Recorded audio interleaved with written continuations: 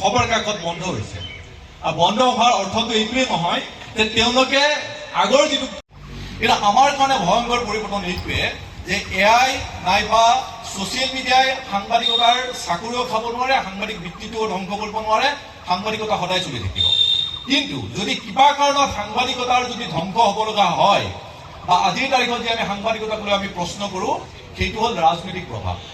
সাংবাদিকতা যদি অদূৰ ভৱিষ্যতে যদি ধ্বংস হয় বা আমি যিটো সাংবাদিকতা বুলি কওঁ সেই সাংবাদিকতা যদি নাথাকে, সেইটো হ'ব কেৱল আৰু কেৱল মাথো ৰাজনৈতিক প্ৰভাৱৰ কাৰণে। অৰ্থাৎ ৰাজনৈতিক প্ৰভাৱ নাচায় বহু মানুহৰ টিভিত ৩-৪ বছৰ হয়তো কোনোবাই ৰিচাৰ্চে কৰা নাই টিভি পৰি আছে, কিন্তু তাৰ মানে এইটো নহয় যে আগত মানুহে যিমান খবৰ পাইছিল আজিৰ তাৰিখত নাপায়, তেনেকুৱা নহয়।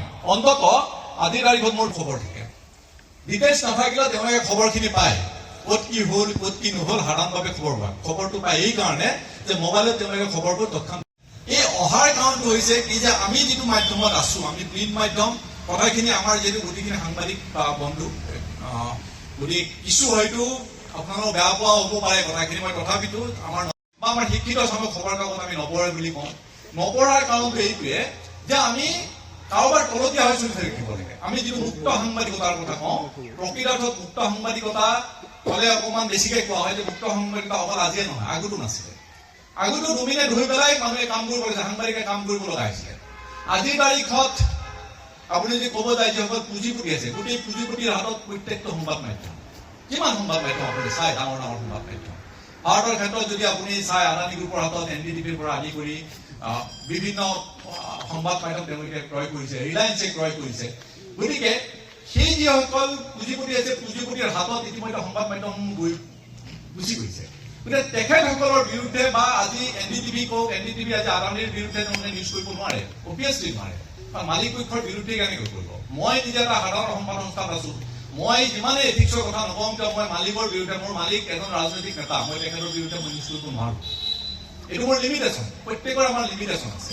কিন্তু আজিৰ যিটো মিডিয়া, আজিৰ যিটো ডিজিটেল যুগ, আজি যেতিয়া আপুনি এআইৰ কথা কৈছে, আজি ছ'চিয়েল মিডিয়া কৈছে, ছ'চিয়েল মিডিয়াৰ বহু নিগেটিভ গুণ আছে, বহু এতিয়া বহুদিন হয়তো শুনিছে আপোনালোকে খবৰ কাকত বা টিভিত আপোনালোকে চিণ্ডিকেটৰ কথা বৰ বেছি নুশুনে, কয়লাৰ চিণ্ডিকেটৰ কথা নুশুনে, গৰুৰ চিণ্ডিকেট, পনীৰ চিণ্ডিকেট, এইবোৰ কথা আপোনালোকে খবৰ কাকতো নাপায়, টিভিতো নাপায়। তাৰমানে চিণ্ডিকেট বন্ধ হৈছে। আমি যি সাধাৰণ মানুহ বুজো যে চিণ্ডিকেট তাৰমানে বন্ধ হৈছে, বন্ধ হোৱা নাই। আচল সত্যটো কি জানে? অসমত কোনো এটা চিণ্ডিকেটে সংবাদ মাধ্যমক নজনাকৈ চিণ্ডিকেট চলাব নোৱাৰে। যদি চিণ্ডিকেট আজিৰ তাৰিখত যদি আপুনি চিণ্ডিকেটৰ কথা শুনা নাই, তেতিয়াহ'লে সংবাদ মাধ্যমৰ লগত তেখেতসকলৰ বুজা পৰাটো ঠিকেই আছে। আটাইতকৈ ডাঙৰ কথাটো এইটোৱে, আজিও যদি আপোনালোকৰ মাজৰো যদি কোনোবাই গৈ গভৰ্ণমেণ্টখনৰ কোনোবা প্ৰভাৱশালী মন্ত্ৰীক যদি লগ কৰে, যদি কয় যে মই বঙাইগাঁৱত এই ধৰণৰ কাম এটা কৰিব বিচাৰিছো, অৰ্থাৎ চিণ্ডিকেট এটা কৰিব খুজিছো, প্ৰথম কথাটো তেখেতসকলে একো গ্ৰীণ চিগনেল নিদিয়ে। গ্ৰীণ চিগনেলটো ক'ব যে প্ৰথম আপোনালোকে সংবাদ মাধ্যমৰ লগত কথা পাতক।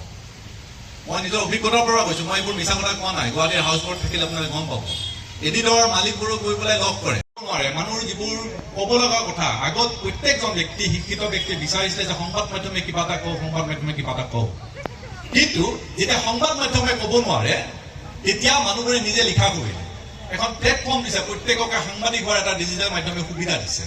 ছ'চিয়েল মিডিয়াই কওক বা এআইৰ যুগতে কওক, এটা সুবিধা দিছে, আৰু সেই সুবিধাটোৰ সকলোৱে এতিয়া প্ৰয়োগ কৰে, প্ৰত্যেকে এতিয়া মাত মাতিব পৰা হৈছে।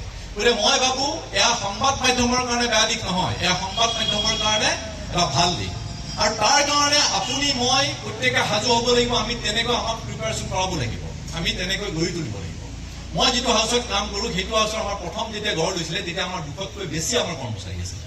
তাত ৰেভিনিউ কমিছে, 50%লৈকে কমি গৈছে। সেই এডভাৰটাইজ ডিজিটেল মাধ্যমলৈ গুচি গৈছে। গতিকে সংবাদ মাধ্যমে আগৰ ষ্টাফলৈ চলাব নোৱাৰে, তেতিয়াহ'লে কি কৰিব? চৰকাৰৰ ওপৰত মুখ পাতি থাকে।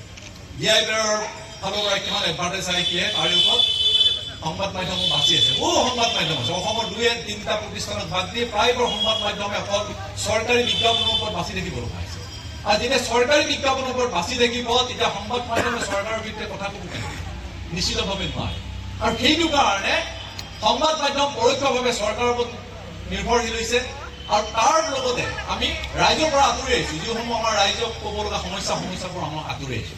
আৰু তাৰ বিকল্প পথ ৰাইজে বাছি লৈছে যে ডিজিটেল মাধ্যম বা এআইৰ যুগত যিসমূহ মাধ্যম আহিছে, মই ইয়াৰ লগত সংলগ্ন এইকাৰণে কৰিছো